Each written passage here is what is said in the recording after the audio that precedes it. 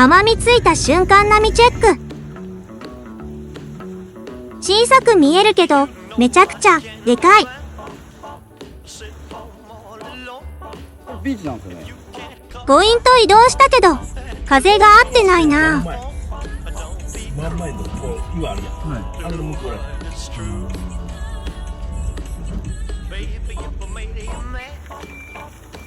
これが今回トリップでのアジトになります。